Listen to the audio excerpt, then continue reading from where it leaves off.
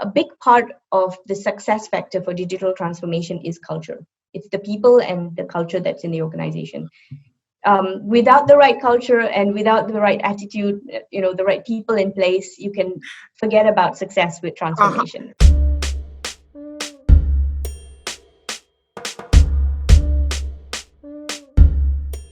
Welcome to the Rozy Effect, where I give you the keys to lead digital transformation. I'm your host, Rozy Amponsa. Today's guest, Kamales, comes to the table with a breadth of organizational change management experience and deep expertise in digital technologies, being able to bring those two together, leading organizations through that transformation, both in the corporate space and then also leading her own practice. I'm very excited to have the opportunity to be chatting with her today. Lean into the conversation. Let's go.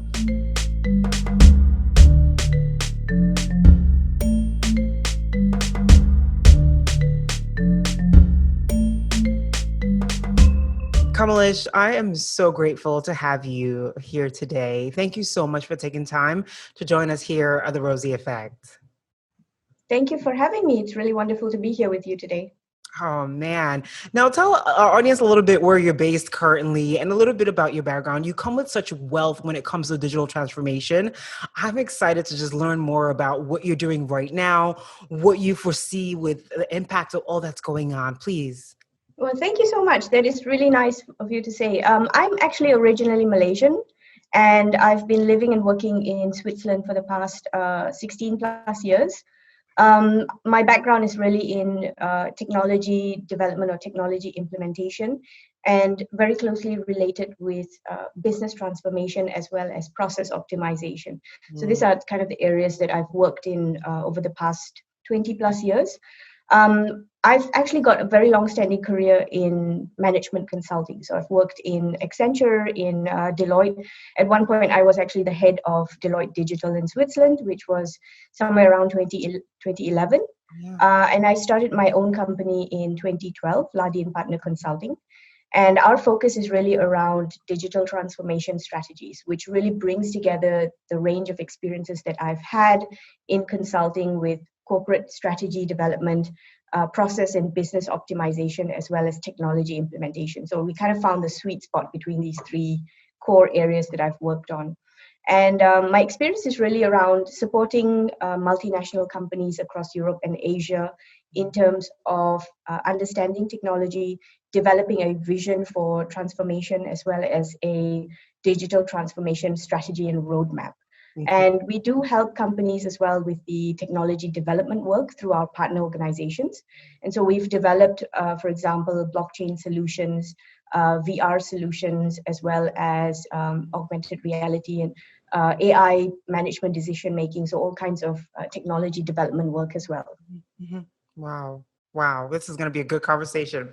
Let's start off by sharing with me, how would you define success when it comes to digital transformation? For us, digital transformation, we try to take a look at it not as a technology implementation. So something I always like to say to my clients as well is technology is not a silver bullet solution. It's not something that you implement and it solves all of your problems. Everything, right? Just like magic bullets. Yeah. So for everything, there's a technology you can implement and solve your problems. It doesn't work like that. No. So we try to look at it from the perspective of what your organization is trying to achieve, where you are at in terms of digital maturity, what kind of business and industry you're in, and we look at kind of a holistic business solution. And from that, we try to define key areas where you can, as an organization, focus your transformation efforts. And so this really closely relates to identifying what your objectives are, what you want to achieve as an organization, how technology can enable those goals, help you reach those goals. And then we look at how you measure success for those initiatives. So it really goes step by step in terms of having a really good understanding for what your organization goals are. And we tend to look at it from 4 specific angles in terms of how your customers engage with your company and how you create superior customer experiences through these digital technologies. The second element is looking at digitizing your products and services. The third element then looks at optimizing your internal operations, the processes, upskilling people, training people in order to achieve the goals you want to achieve, as well as the fourth element, which looks at business model innovation. How do you utilize these new technologies to create new revenue sources, to create new opportunities in the market for your organization? So when we take a look at these four different areas, we try to optimize the solutions that we can create with the use of technology, and we measure success based on that.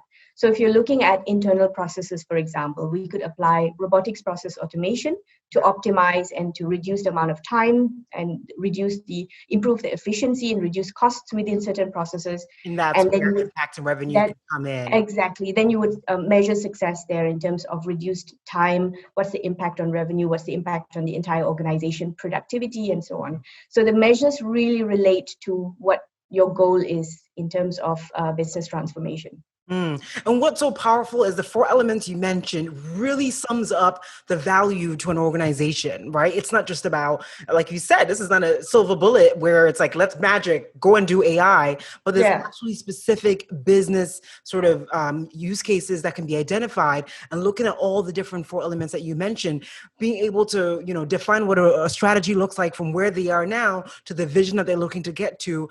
And then also upskilling, because that clearly is a big challenge a lot of organizations are facing today when it comes to all the changes that's occurring. So this, super duper cool. Okay. We all know the impacts that COVID-19 has brought to us. I mean, organizations are just trying to figure it out. There's a saying that I saw that said, if you're not transforming, COVID will transform you. So how are you seeing the impact of the unfortunate pandemic within, digital transformation? And how should business leaders really think about undergoing digital transformation, given the challenges that they're kind of faced with right now?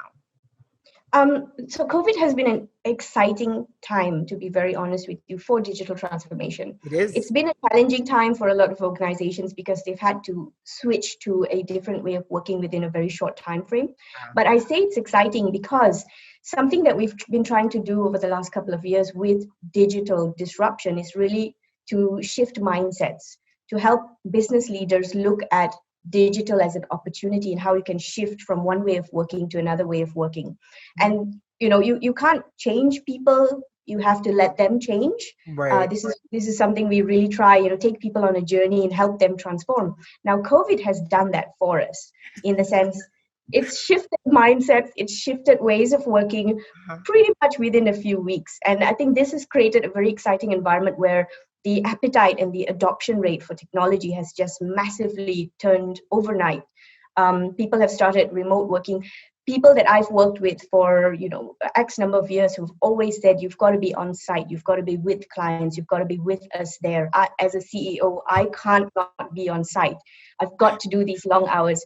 They've all had to really step back and eat their words, basically. Because isn't that magical? All of a sudden, it actually can work offsite. All of a sudden, this value that teammates and stuff can still bring to the table and be able to bring value to the organization. And productivity has increased amazingly. It has. This has been amazing. So these things have been very exciting for us, because this mindset shift was actually the hardest part about digital transformation, getting people to accept the change, taking them on this journey, and culture around technology adoption. This has been a huge barrier and one of the toughest things to impact in terms of digital transformation. And so COVID has shifted mindsets for us, and we're quite excited to see how organizations are dealing with it. On the flip side, though, what we have seen with many companies that we're engaged with is that there's been a knee-jerk reaction, decisions being made on the fly, very quick decisions, and not necessarily looking at the big picture. So technology being implemented as a quick solution to a situation where you need people to very quickly engage with customers online, or not looking at the big picture in terms of how is this going to integrate with the bigger picture of the organization infrastructure once we go back to this new normal environment. Is this going to fit into our overarching strategy? And by the way, what's happened to our strategy? Do we need to rethink how we're going to be doing things? Is there a new goal that needs to be set for us? So this strategic thinking has been lacking a little bit. And now what we're seeing is, after these 3-4 months of COVID impact, companies are kind of taking a step back and saying, okay, now let's look at, does this fit? Because we need to reassess our goals, our objectives for the year, our KPIs, how we're going to measure employees. A very basic, simple thing that we've seen is, now many employees are working remotely, and how do you measure success for the year? How are these employees going to be appraised? It's a completely new way of working, and there are some people who are going back to the workforce and others who are staying working from home. And there's going to be a disparity in terms of visibility, in terms of participation. And so these are questions that come up as part of the transformation work that we're doing. I'm actually glad you ended with that, because that was literally my next question when it comes to people. So how should leadership go about really gaining visibility, especially now with these sort of, chopped up situations? Individuals are working remote, those are internal. How should leadership have visibility into the current state of the people and process, so that they can utilize that, right, to create that forward-thinking strategies that you mentioned? I think one of the key elements is really being focusing on empathy at the moment. Really trying to understand, in any situation of a crisis, people react with a very primal sense of flight or fight, right? So this is something that is very natural to human beings. And so one thing leadership members can do, or management team members can do, is really try to focus on alleviating some of these fears. Another element is really communication and interaction. So making sure that you've set up the right technology solutions in place to help engage with employees who are not on site. To make sure that, first of all, the safety elements, this is the basic thing that we had to do during COVID, making sure people are safe. And the second element is making sure you're staying connected to people. And here technology plays a very key role. You've got really fantastic collaboration platforms that allow people to work together, no matter where you're at, allowing people to engage, to kind of work on the same piece of deliverable at the same time, version control and things like that. Some things that were quite interesting to see as well, some of the companies that I've worked with, one in particular, they reverted back because of data privacy requirements. They reverted back to using CD-ROMs and decided to dispatch CD-ROMs of data to a team of employees. Unfortunately, many laptops today don't have CD-ROM readers. So that was How did that pan out? How did that pan out? It didn't pan out very well, because once they received it, there was a lot of confusion in terms of, okay, where do I stick this in? So some employees went on to purchase an external CD driver, but then they had to revert back to. There are some really good data transfer websites, and so technology has a solution if you know exactly what you need it for and how you're going to use it. There's platforms that can help with that. There's also been a really exciting shift into collaborative workshop environments as well. Platforms like Mural, where you can do co-working together, workshop sessions together to develop products and design thinking and those types of elements. I've also experienced virtual reality quite a bit. So I once the pandemic hit and we were in quarantine, I decided to get myself one of those Oculus virtual reality sets just to try it out. And I realized having meetings within VR environments is very similar to face-to-face. And to a certain extent, you forget that you're not. Are you sure? I'm going to have to try this out. You got to try it out. I was surprised. I was extremely surprised. Yeah, because you find your body kind of reacting and adjusting to the environment. And I had one-to-one sessions with a couple of clients where it was literally, you can go into very personal and detailed discussions because it's in a sense private, but you feel the physical presence of that person, even though it's a virtual physical presence. And so you can get to a certain level of intimacy as you would with a face-to-face meeting, more so than a call or a Zoom session. So I found that quite interesting as well. So there are many different technologies available. And I think going back to your question, one of the key things is to make sure that you provide employees with these facilities or technologies in order to stay engaged and stay connected. And also making sure that there is clear communication. And this is one of the instances where top-down direction is so important. Yeah. Demonstrating the behavior that you want to see with the teams, with your employees, making sure that you demonstrate a certain level of empathy when you lead, understanding situations. I mean, we saw quite a few examples of parents who are doing kind of video calls where kids come in and disrupt the calls and so on. So there's a shift in culture that leadership teams need to be able to say, to set the scene by saying, we accept this change and this is the human part of our employees and we have to accept this as well. And so in that sense, I think it's very exciting to see a shift happening in culture as well. More and more, the digital world and sort of our physical world is really melding together.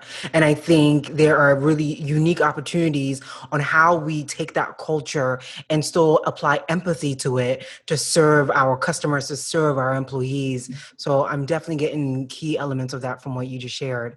Wow. To delve a bit deeper, I think with the disruption that's happened, leadership has a new opportunity now in building teams, in looking at restructuring. How does the conversation around diversity and inclusion and the value that we've all seen in data, we've read about it, how does that play into actuation and actually, being able to be implemented moving forward? So this is a really exciting question, simply considering all of the recent things that have been happening globally as well around diversity and inclusion. And being a woman of color as well, working in Europe, this is something that I'm sure we share similar experiences as well in terms of how we're seen and how people react to us. And I think this is a really exciting opportunity for us to address these topics because to a certain extent, the world came to a standstill in terms of the business environment. Previously, what we did see was there was a lot of promotion and marketing around diversity and inclusion programs, initiatives that were being run at a corporate level, but not necessarily being practiced on a day-to-day basis, right? Not going down to the actual realization of those initiatives.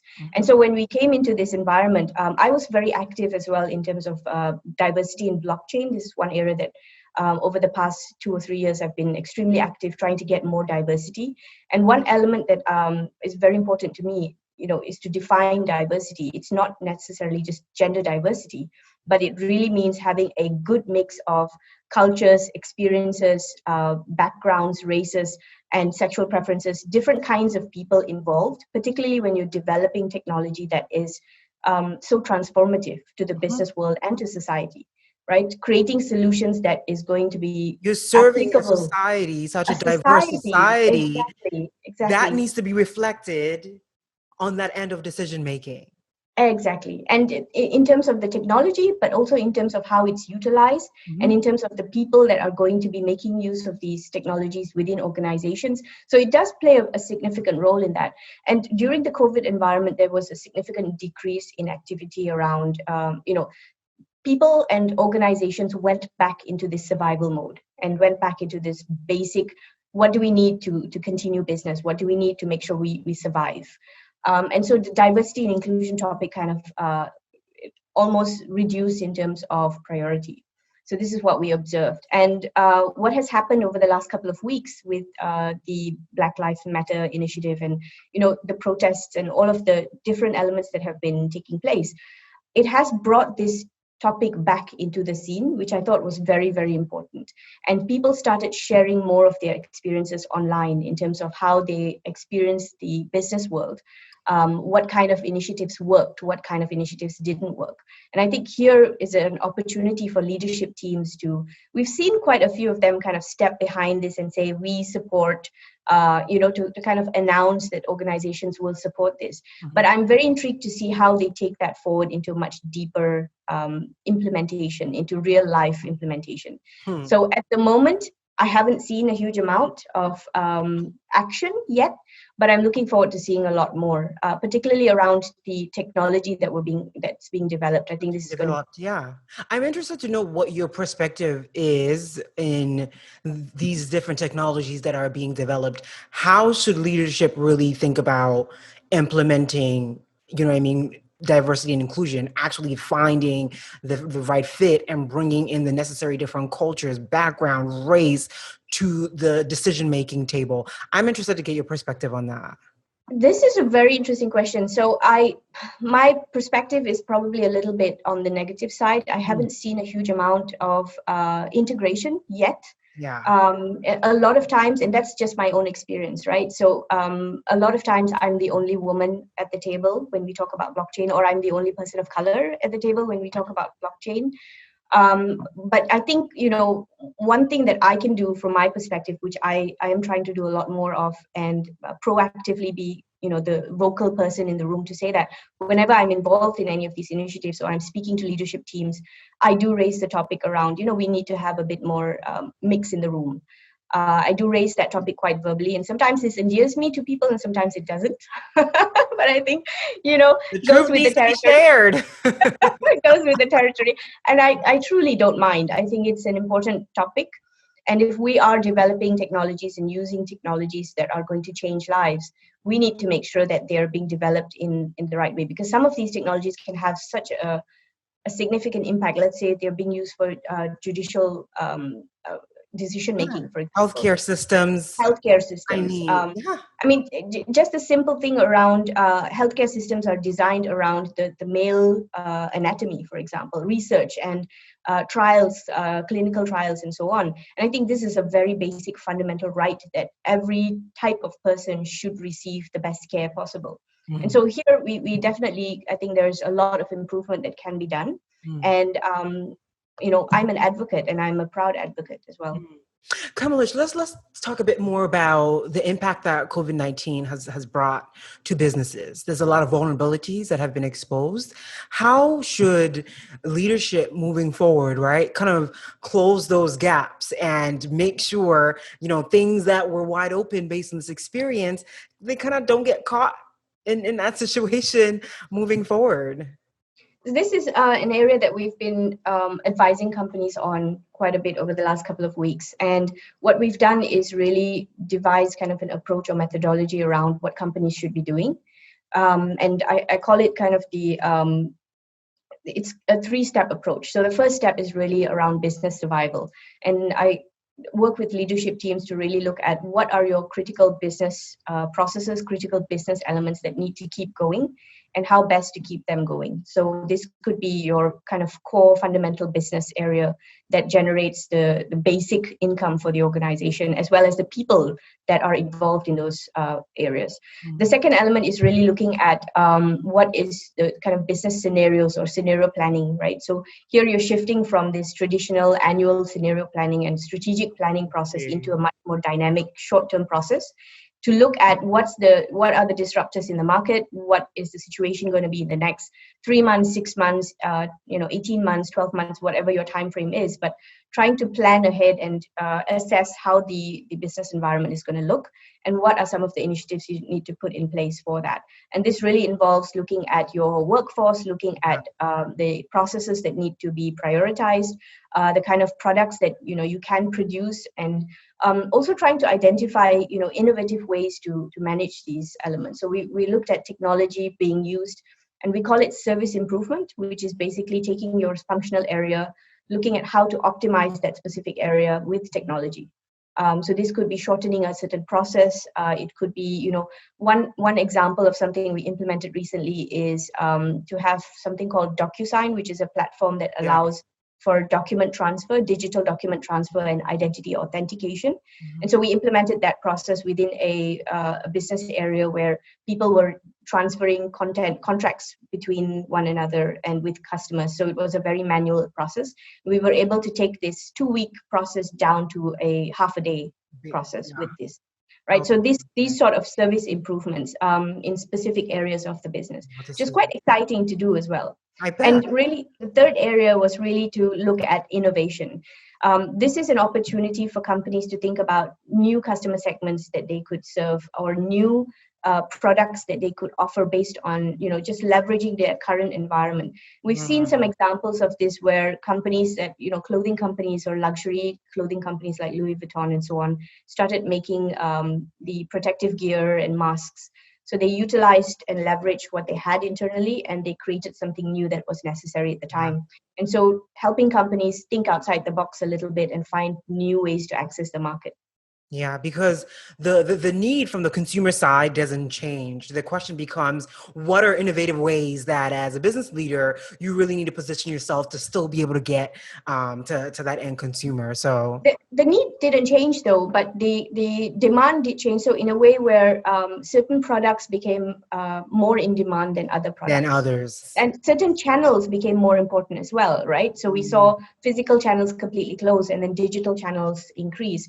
And companies that didn't have proper digital access to the market suffered quite a bit because they had no way to access the market. But what we did see was these companies react fairly quickly in terms of making sure that you have an online or e-commerce platform. And there are services and cloud platforms out there that enable companies to very quickly shift services onto an e-commerce environment. So it wasn't even that difficult. It just was something that companies never looked at before because the need wasn't there. It wasn't there. Exactly. With all these different technology solutions comes upskilling, right? And in our workforce today, there is a melting pot of generations. How should leadership go about upskilling their team, making sure, they're up, ready to go when it comes to all these new technologies that a lot of organizations and divisions have had to take on to be able to still serve their end consumer? So what we've seen is there's been a significant shift into the need for knowledge around digital. And we've also seen, and I didn't mention it earlier, but I'm also the chairperson of the MBA program at Durham University in the UK. Oh, nice. And I'm a teaching fellow there as well. And so one of the things we do within the MBA program, we've seen a significant shift since I did my MBA 14 years ago. So that was a while back. And we've seen a significant shift in terms of what kind of skill sets are needed in the market. And so we've seen a couple of different things happen. Some organizations have started to push employees into these digital environments through online learning education type, basically getting them to pick up the skills that they need very quickly. Other organizations have shifted in terms of using the freelance community. So there's quite a large group of freelance community online. Other organizations have actually retrenched people. So we've seen quite a large amount of people losing jobs and positions over the last couple of months as well. One, because the organizations, just because of business continuity and the reduction in terms of revenues and just not being able to sustain the employee base. And another reason simply because of the shift into digital. So several of these scenarios taking place. And I think what companies should be doing is looking at the basis of need. So not just over the next couple of months, but looking at, what kind of new working models can I define with my employees. So instead of retrenching people or having them lose jobs, let's think about maybe a different kind of working model, a model where we could take them on a retainer or take them on pay-as-you-go type services. So keeping the employees on your payroll, but at a much lower cost, for example. Or even looking at, and some organizations have been really good about, letting the employees take this time off and use it as a time for education.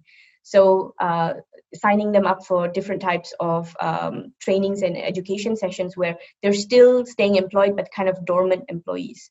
So they're upskilling while they are dormant, for example.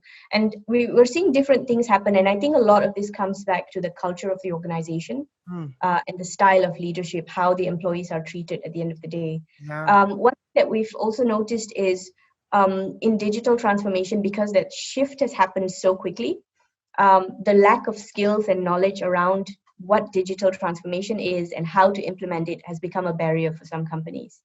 So this is an issue in terms of not having the right capabilities internally to lead these very quick shift and very accelerated transformation initiatives, particularly in large organizations. So we have started to offer digital transformation trainings to help, in it custom designed based on our methodology for transformation. We have a very clear step-by-step guide that takes a company from start to end, from the visioning through to strategic road mapping, through to development of your initiatives, and down to build and implement. And so we are starting to offer this as custom trainings for organizations that want to upskill fairly quickly. Yeah.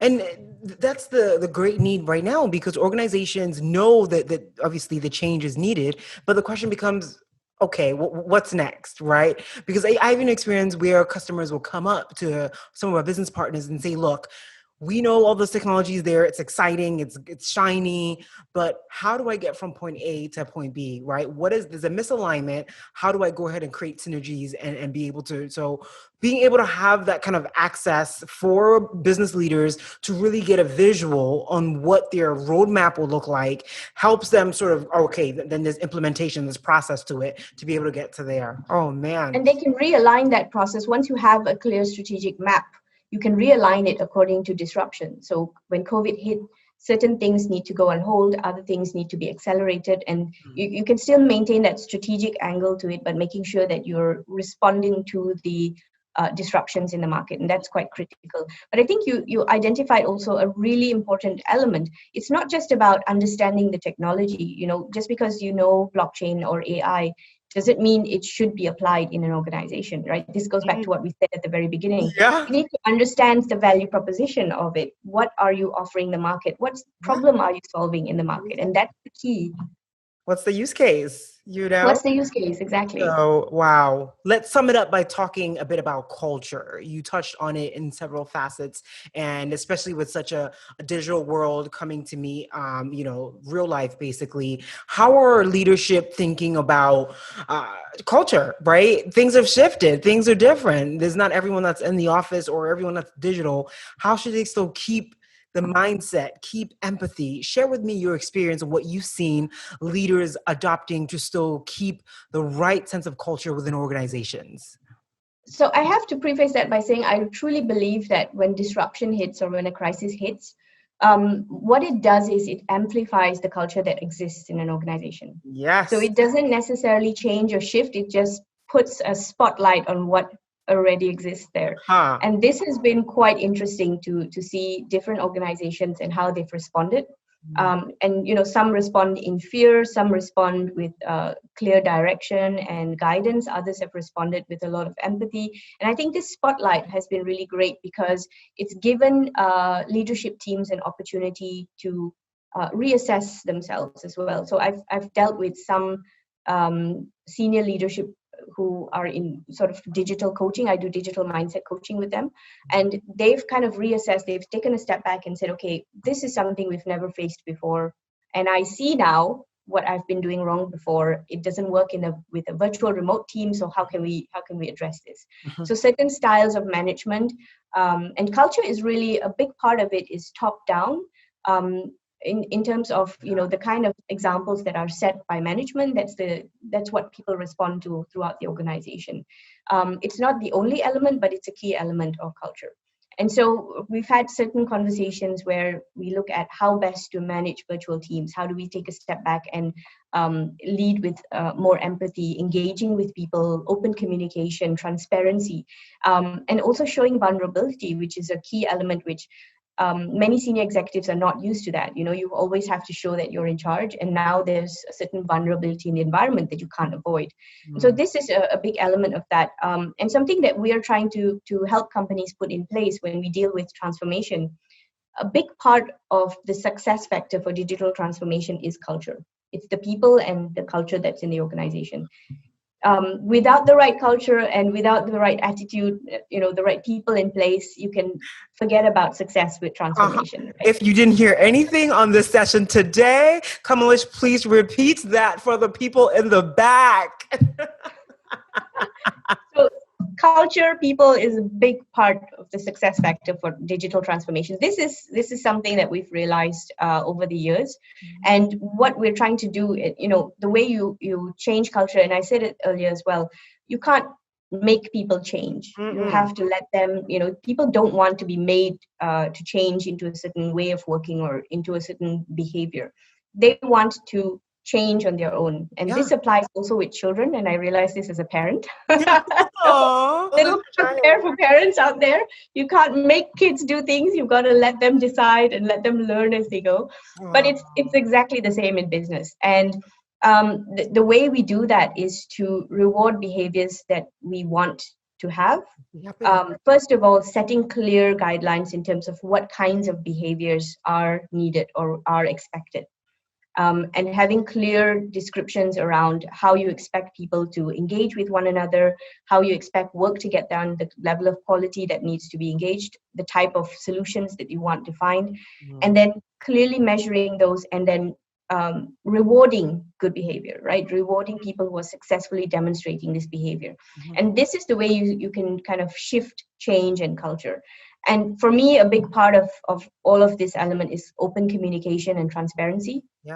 Being an external consultant, working, sometimes we have to go into very, very difficult business environments, contentious teams, and even contentious leadership teams where there's lots of conflict.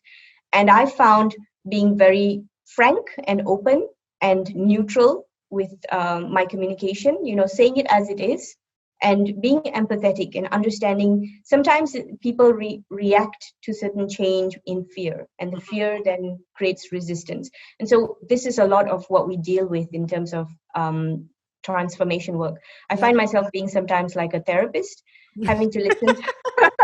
And you know what, too? You know what? Added value with you coming in college is, Kamales, is, internally, they wouldn't have these kind of discussions. They would not be able to have that kind of, so you coming in from an external perspective, really, coming in to see it from that bird's eye view, people are engaging with you on a level that is so vital, but they're not able to have it on that internal level. And that's why, your added value even comes into play when an organization is looking to transform in different ways.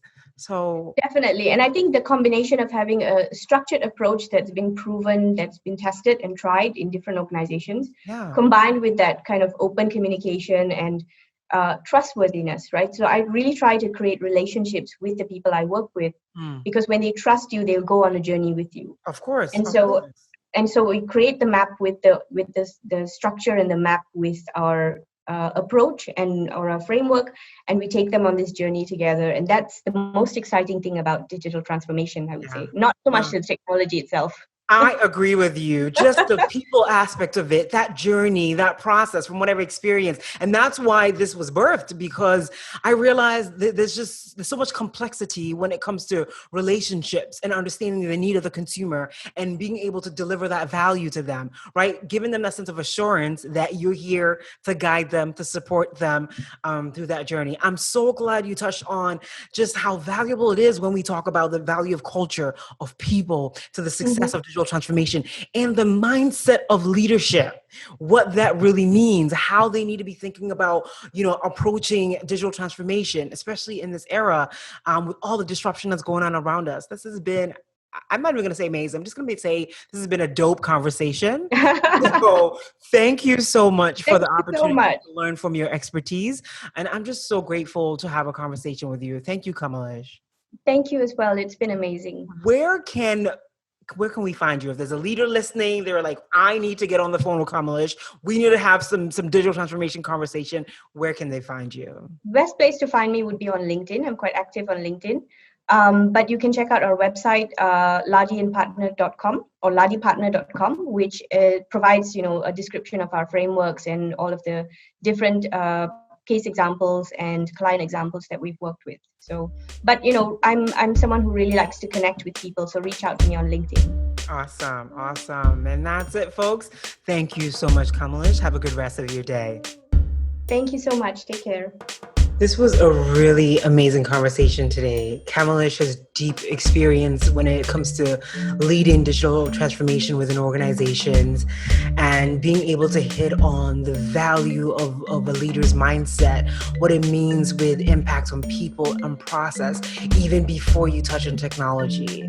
I hope you enjoyed it as much as I did. Thank you for taking time to listen and watch with us here today. As usual, don't walk, run to the rozyeffect.com and subscribe so you can get plugged in to more amazing leaders like that of Kamales. And by the way, the Rozy Effect is TheRozyEffect.com. Until next time, I'm your host, Rozy Amponsa.